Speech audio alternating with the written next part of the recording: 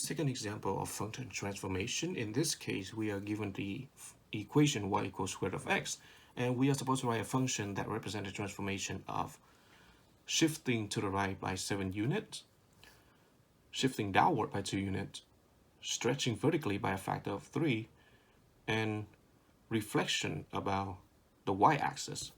So we have 4 transformations that we have to take care of. So of course, by the order of operation, we have to take care of inside the parentheses first. So of course, inside the parentheses, well, in this case, it is actually underneath the radical, my bad. So the P here stands for parentheses, but in this case we have square root, so that means parentheses means underneath the square root. So underneath the square root, we are going to have horizontal translation. But in this case, we are translating the function to the right by 7 units. So of course, we are going to have minus 7 and then the x right here. But that's not the only thing that we have to take care of underneath the radical, because at the same time, underneath the radical, we also have to take care of the horizontal reflection across the y-axis. So that means we also have to multiply this x minus 7 expression by the negative sign. Because remember that,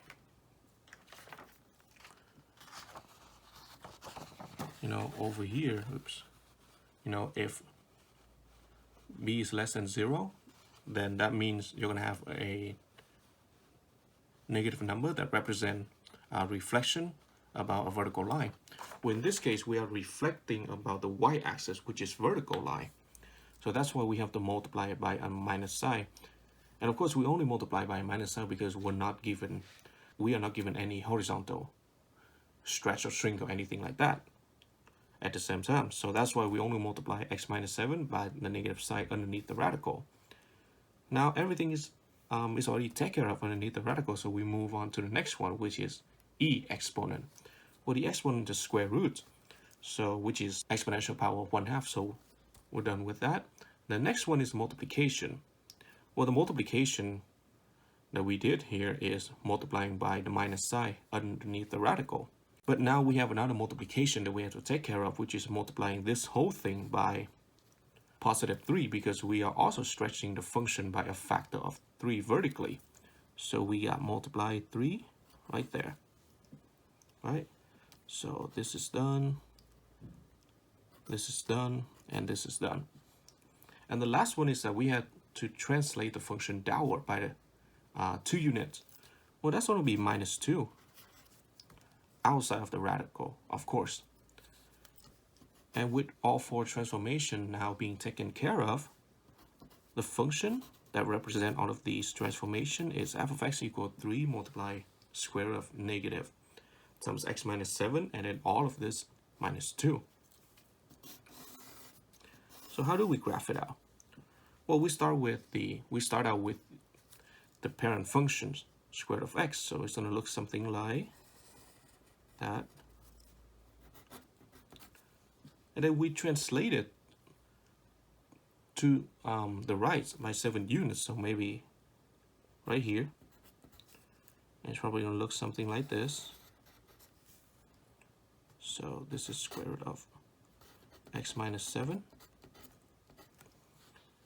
And then we have to reflect it across about a y-axis. So maybe it's going to look something like this. Okay, or some bad graph. Oh well, but you guys know exactly what I mean. So this is negative of x minus 7 underneath the radical. And of course, we are stretching it as well by a factor of 3, so it's going to look a little taller than usual. Okay, so like that. So this is 3 multiply square root of x minus 7.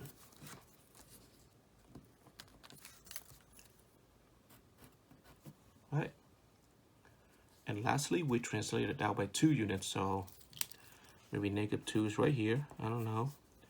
And it start here, and it's still going to have the same appearance as this one. So it's still going to look as tall, but now it's going to go like that. So this is 3 multiplied square root of negative of x minus 7, and then minus 2. Just like that. So sorry if I drew badly, but if you graph it on Desmos.com,